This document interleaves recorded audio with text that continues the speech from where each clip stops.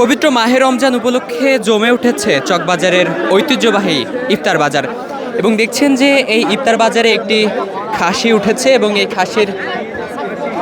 এই খাসির নাম দেওয়া হয়েছে জামাই খাসি। দেখছেন যে একেবারেই পরিপূর্ণ আস্ত একটি খাসি ছাগল বিক্রি করা হচ্ছে।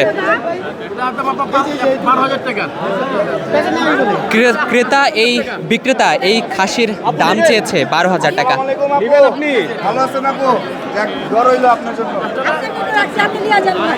না আমরা নিতে পারতাম না, আমরা নতুন জামাই হয়েছে, আমাদের শ্বশুর বাড়িতে খাওয়াইতে আছে। আমরা দেখছি যে ক্রেতারা আসছে এবং এই খাসির দরদাম তারা করছে, তবে বিক্রেতা তার এক দামেই অনড় হয়ে বসে আছে।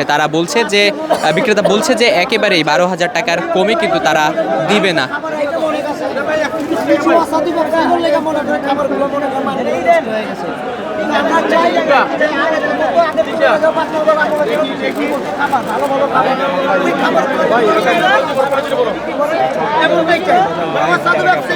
সবচেয়ে আকর্ষণীয় যেটা এবার সেটা হচ্ছে এই জামাই খাসি।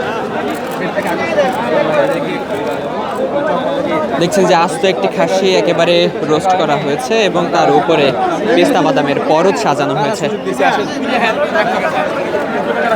সাইডে দাঁড়াও, নিয়ে গেলাম আপনার ভাইনাল দোকান।